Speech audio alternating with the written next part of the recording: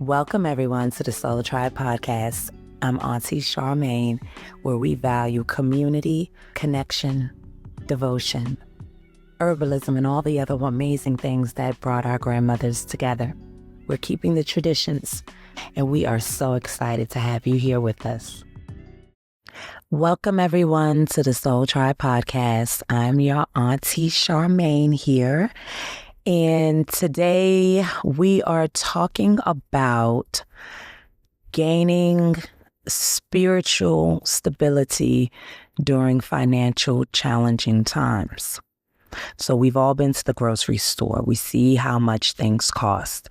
We are clear to see how all of the things and the amenities that we were once used to has all dwindled to almost nothing. Everything is extraordinarily high and nothing has been improved for real. And yet we're meant to grow and evolve to some kind of a degree. And how that shapes us will determine how our lives will develop. We realize that a lot of times we want, and we have a great deal. In comparison to so many generations prior, we have a whole lot more than most.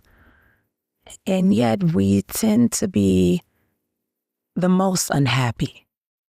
And I would beg to say that the important thing for all of this is to find a way to stabilize your happiness with your faith and not connecting your faith in your stable life with the things and the wealth and the money that you have.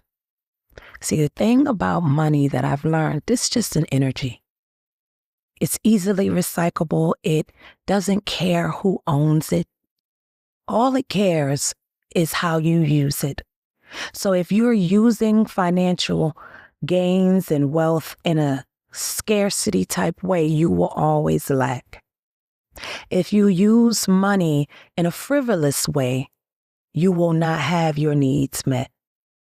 All of these are very logical, rational principles that I think somehow we've gotten away from, but we need the most. These are old school ways of being practical and reasonable, but also understanding that it's important to have a life. You know, the one thing that I've realized is that money cannot buy happiness. It can make you comfortable while you're miserable. Let's keep it a bean. It doesn't bring happiness. It is meant to make you comfortable on the journey that you're on. And whether that is a journey of lack and struggle or abundance and complacent, none of those things matter. How we interact with our spirituality will determine how our money flows to us. So what do I mean by that? If we're using money in ways where we are meeting our needs, not overextending ourselves, not putting ourselves in positions of compromise, and being willing to actually bring in more and more of the things that we want by working hard for those things, these are the times that we are meant to do so. These are the times that we are meant to say, you know what? Yeah, I'm not vacationing in Paris this year, y'all, but I'm definitely going to Tampa, Florida. You know what I'm saying? I'm not saying don't have a life. I'm just saying be reasonable and rational with how we move during these hard times. So when the good times come, we can truly enjoy ourselves with a level of peace. It's so important to understand that money can't bring you peace. It just cannot. Again, it can make you comfortable on the journey you're on, but it's never meant to take away your discomfort totally. You still have to learn the lesson. So how do we learn these lessons? How do we grow? How do we evolve? How do we change and develop as we go through all of the necessary obligations that this life has required for us to grow and evolve? Well, number one, I would recommend that we not chase it, because anything that you have to chase is running away from you. I would also recommend that you live a life where you put your needs in a place of being met.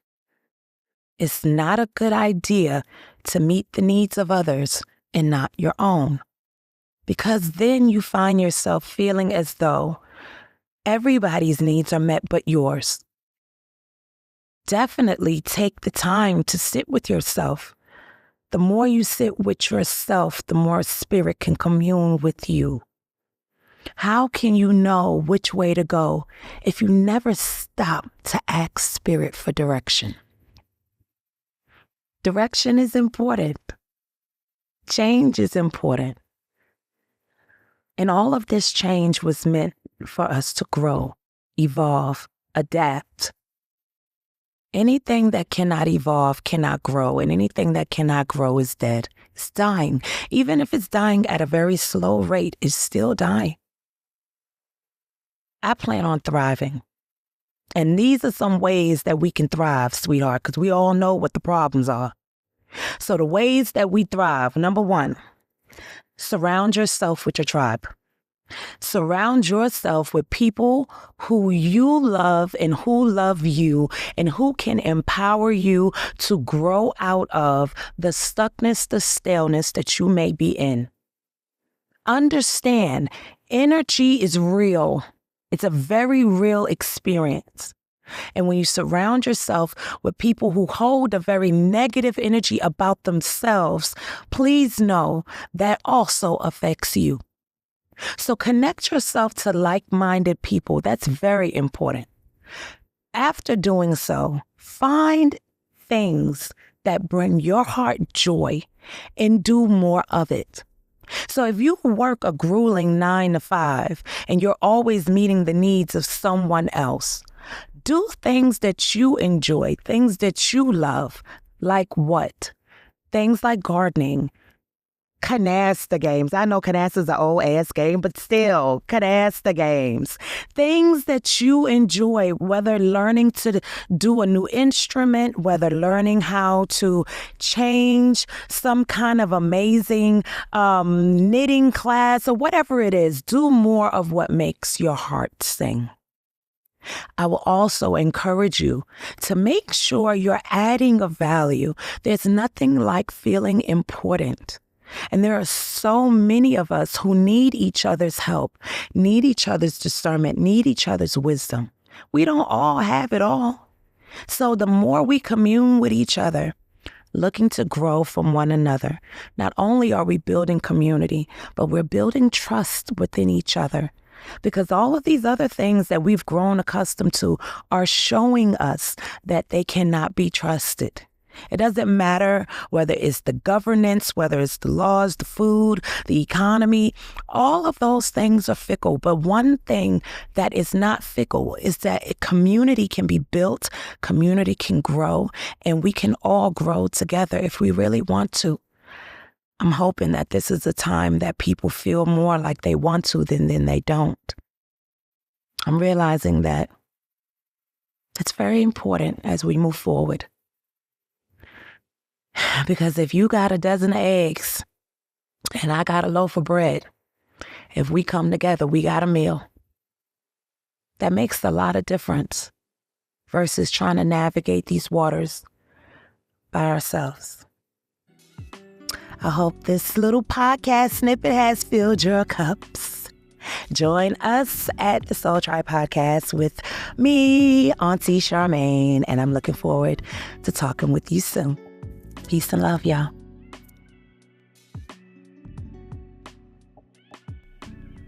I'm Aunty Charmaine, and I am a constant reminder to our tribe to connect mind, body, and soul as we talk everything spirituality, everything herbalism, and all amazing things in between. I am the auntie of the community. Peace and love, y'all.